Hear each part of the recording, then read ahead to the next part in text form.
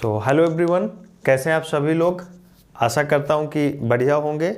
और आज हम चर्चा करने वाले हैं इंग्लिश ग्रामर के बारे में। इंग्लिश ग्रामर के किसी पार्ट के बारे में बात नहीं करेंगे। Only and only today we will talk about grammar, यानी कि व्याकरण के बारे में बात करेंगे।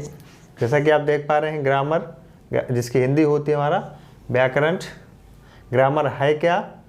व्याकरण का अध्ययन करके ही किसी भाषा का शुद्ध लिखना और बोलना सीखा जा सकता है।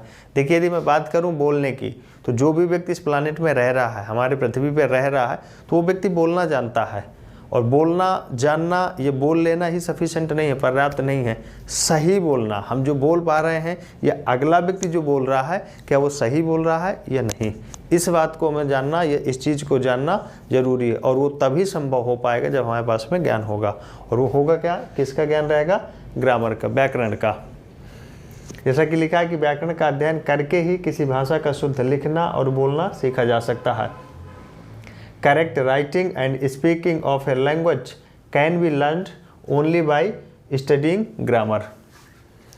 अगर हम बात करें हिंदी की या इंग्लिश की या स्पेनिश की या जापानी की या अपने इंडियन, मतलब जो भी हमारी सब लैंग्वेजेस हैं, उपभाषाएं हैं जिनके बारे में अगर बात करें, या जो भी लैंग्वेजेस हैं, जैसे कि उड़िया हो गई, हमारी पंजाबी हो गई, कन्नड़ हो गई, तमिल हो गई, जितने भी लैंग्वेजेस हैं हम बोलते हैं, उनमें सबका अपना अपना ग्रामर है। और जब हम ग्रामर को जानेंगे, ग्रामर को सीखेंगे, तभी सही तरीके से बोल पाएंगे। और स्पेशली मैं अगर बात करूं हमारे एकेडमिक लेवल की या फिर कंपटीशन लेवल की बात करें, तब तो ये बहुत ही खास हो जाता है। इसको जानना, इसका ज्ञान होना बेहद ज़रूरी हो जाता है। जैसे हमने देखा है इसके types of grammar. There are 5 types of grammar. व्याकरण के 5 भेद हैं। देखिए, व्याकरण किसी की भी रहे, ये मैं यहाँ बात कर रहा हूँ, इंग्लिश की बात कर रहा हूँ, यही नियम लागू होता है हिंदी के साथ में भी, यही नियम लागू होता है अगर वो अदर लैंग्वेज है। जितने भी जो भी लैंग्वेजेस हैं, सभी के साथ में ये 5 चीज़ें आती हैं। पहला है हमारा अक्षर अथवा वर्ड विज्ञान। मैंने बताया कि व्याकरण के भेद जो हैं 5 होते हैं, जिसमें से पहला है अक्षर अथवा वर्ण विज्ञान। इसी को हम इंग्लिश में बोलते हैं ऑर्थोग्राफी, ORTHOGRAPHY, ऑर्थोग्राफी। इसमें होता क्या है?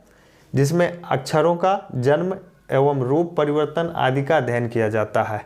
If I talk about of English, so in which the birth and transformation of letters etc are studied. इसमें अक्षरों का जन्म एवं रूप परिवर्तन आदि का अध्ययन किया जाता है। हम कह सकते हैं कि ये बेसिक इकाई है, मतलब पहला अध्याय है, पहला पार्ट है व्याकरण सीखने का। दूसरे की अगर बात करें, शब्द विज्ञान, जिसकी हमारी इंग्लिश होती है एटोमोलॉजी, ETYMOLOGY। इसी को हम बोलते हैं, प्रोनाउंसिएशन है इसका एटोमोलॉजी। इसमें क्या होता है? जिसमें शब्दों के विभिन्न भेद, रूप परिवर्तन तथा शब्द निर्माण होता है। इसके इंग्लिश में अगर बात करें, in which the different forms of words are transformed and words are created. तीसरे पार्ट की बात करें, वाक्य विज्ञान, जिसको हम इंग्लिश में बोलते हैं सिंटैक्स, जिसमें वाक्यों के विभिन्न प्रकार तथा वाक्यों में शब्दों के क्रम निर्धारण को पढ़ते हैं। इन English, in which different types of sentences and order determination of words in the sentence are read। चौथे की बात करें, छंद विज्ञान, इसको हम इंग्लिश में बोलते हैं प्रोसोडी, PROSODY। इसमें क्या होता है? जिसमें छंद, अलंकार आदि का अध्ययन किया जाता है। In English, in which verses ornaments etc are studied. और इसी को हम बोलते हैं एक्सट्रैक्टरा etc। फिफ्थ और लास्ट, विराम चिन्ह विज्ञान, जिसे बोलते हैं हम पंक्चुएशन, जिसमें विभिन्न प्रकार के विराम चिन्हों के उचित अनुचित प्रयोग पर विचार किया जाता है। In which the proper and inappropriate use of different types of punctuation marks is considered. दोस्तों, अंग्रेजी भाषा का ज्ञान प्राप्त करने के लिए अंग्रेजी भाषा का व्याकरण जानना अत्यंत आवश्यक है। To get knowledge of English language, it is very important to know the grammar of English language. ये तो रही बेसिक पहचान, ये सिर्फ और सिर्फ डेफिनेशंस है। बाकी डिटेल में क्या है, we are about to read these all things, हम सारी की सारी चीज़ें पढ़ने वाले हैं।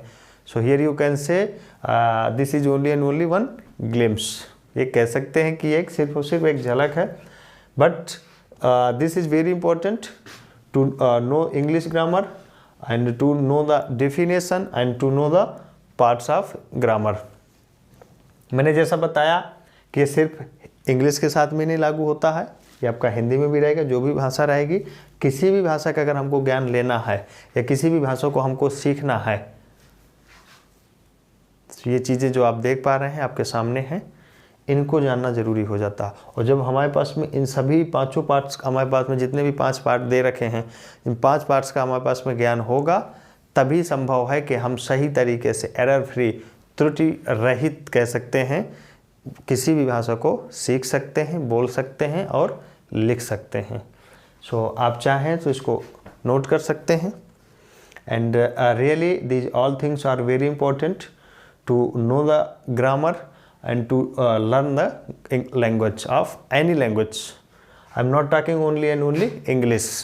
If you want to learn Hindi, if you want to learn you can say Asamiya, you can say Punjabi, you can say Tamil, तो जितनी भी भाषाएं हैं, जैसे अपने कंट्री की बात करी जाए तो 22 मान्यता प्राप्त भाषाएं हैं, बाकी और भी बहुत सारे हैं। बाकी अब हम इन चीज़ों को डिटेल में पढ़ेंगे और 1 बाय 1 करके पढ़ेंगे। ये जितने भी पार्ट हमने 5 पार्ट्स देखे हैं, इसका सभी का इतिहास बहुत लंबा है, जहाँ हम डिटेल में पढ़ेंगे। और जब उनको पढ़ रहे होंगे सो पाएंगे कि हमने पढ़ा तो बहुत है, लेकिन जो एक्चुअल में चीज़ें हैं जहाँ से हम सही तरीके से सीख सकते हैं और जिसमें से गलतियाँ होने की बिल्कुल भी मतलब चांसेस नहीं हैं कि हमारे पास में कोई गलती होगी, तो नेक्स्ट क्लास में पढ़ेंगे। We are about to read about the orthography. हम जानेंगे कि क्या है ये ऑर्थोग्राफी, अक्षर अथवा वर्ण विज्ञान। उसमें भी बहुत सारी डेफिनेशंस हैं और उनके हम डिटेल में with examples we will read. So आज की क्लास यहीं तक, और आशा करता हूँ कि ये चीज़ें आपके काम की हैं, और यदि आपने इनको समझा, लिखा, पढ़ा और दिमाग में बैठा लिया, then definitely these all things will help you lot करने वाली हैं। तो दोस्तों मिलेंगे, अगली क्लास में मिलेंगे, और जहां हम इन सभी पार्ट्स को पढ़ने वाले हैं।